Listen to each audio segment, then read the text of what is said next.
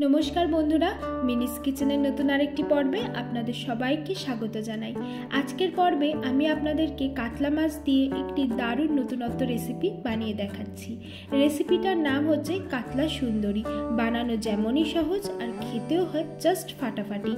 आपनारा बाड़िर जे कोनो अनुष्ठाने निर्द्विधाय एई रेसिपिटा बानाते पारेन। आमी ग्यारेंटी दिচ্ছি सबाई पात चेटे पुटे खाबे। ताहले चलुन आर बेशी कथा ना बाड़िये आजकेर एई रेसिपिटा आपनादेर साथे शेयर करा जाक।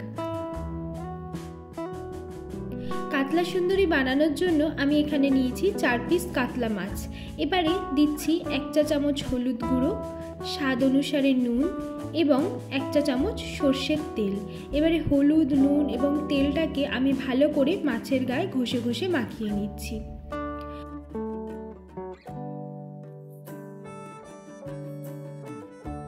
माखानो हয়ে গেছে। এবার আমি মাছটাকে কিছুক্ষণের জন্য ম্যারিনেট করতে দিলাম। এখানে একটা প্যানের মধ্যে আমি দিচ্ছি 1 কাপ পরিমাণ সরষের তেল। এরপর দিচ্ছি দুটো মিডিয়াম সাইজের পেঁয়াজ কুচি। গ্যাসের ফ্লেমটাকে লো টু মিডিয়ামে রেখে আমি পেঁয়াজটাকে লাল লাল করে ভেজে নেব। মানে এখানে আমি পেঁয়াজের বেরেস্তাটা ভালো করে রেডি করে নেব। बेरेस्ता आमादेर रेडी हয়ে গেছে। ঠিক এরকমই লাল লাল করে ভেজে নিতে হবে। খুব বেশি ভাজলে কিন্তু পেঁয়াজটা পুড়ে যাবে। বেরেস্তা আমাদের রেডি। এখন এটাকে আমি তুলে একটা প্লেটে রেখে দিলাম। এখন আমি মাছগুলোকে ভেজে নেব। তার জন্য কড়াইতে আমি এক এক করে মাছের পিসগুলো দিয়ে দিচ্ছি। মাছগুলোকে একদম কিন্তু কড়া করে ভাজবো না। लो टू मीडियम फ्लेमे रेखे माछगुलोके हालका लाल लाल करे भेजे निते हबे। खूब बेशी कड़ा करे भाजले किन्तु माछेर जे जुसिनेसटा आछे सेटा एकदमई चले जाबे आर खेतेओ किन्तु एकदमई भालो लागबे ना। माछ एखाने भाजा हये गेछे। एबारे माछटाकेओ आमी कड़ाई थेके तुले नेब। এখন কড়াইয়ের মধ্যে দিচ্ছি 1 চা চামচ রসুন বাটা। রসুনটাকে প্রথমে আমি এখানে ভালো করে ভেজে নিচ্ছি।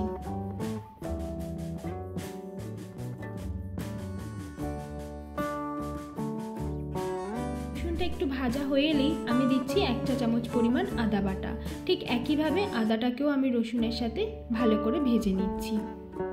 এরপর আমি কড়াইতে দিচ্ছি দুটো মিডিয়াম সাইজের টমেটো কুচি। টমেটোটাকেও কিন্তু আমি ভালো করে ভেজে নিচ্ছি এখানে।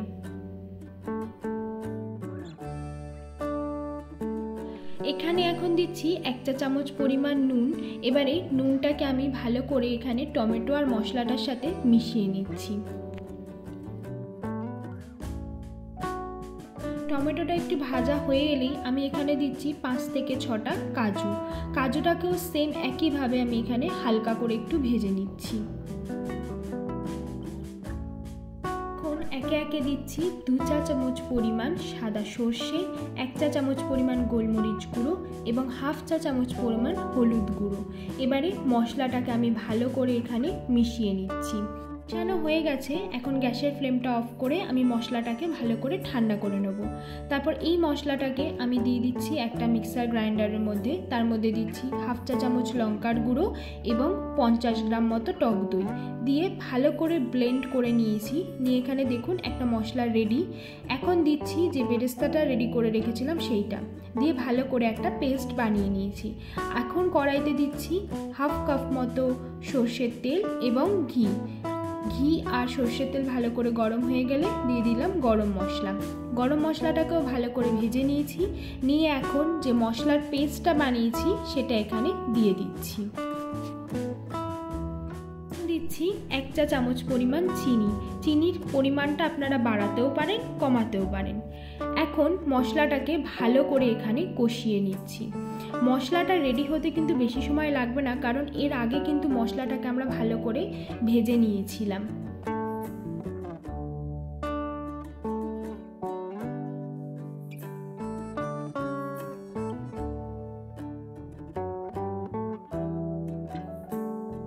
মশলাটা কষানোর সময় আমি এখানে গ্যাসটাকে মিডিয়াম টু হাই ফ্লেমে রেখেছি। মিডিয়াম টু হাই ফ্লেমে রেখেই কিন্তু আমি এখানে মশলাটাকে ভালো করে কষাচ্ছি। খেয়াল রাখতে হবে মশলাটা যাতে একদম নিচে ধরে না যায়, তার জন্য সমানে কিন্তু খুন্তিটা চালাতে হবে। মশলা থেকে কিন্তু এখন তেল ছাড়া শুরু হয়ে গেছে। আমি এখানে একটু মিক্সি ধোয়া জলটা দিয়ে দিলাম। দিয়ে ভালো করে মশলার সাথে মিশিয়ে নিচ্ছি। এরপর আমি এখানে একে একে ভেজে রাখা মাছের টুকরোগুলো দিয়ে দিচ্ছি।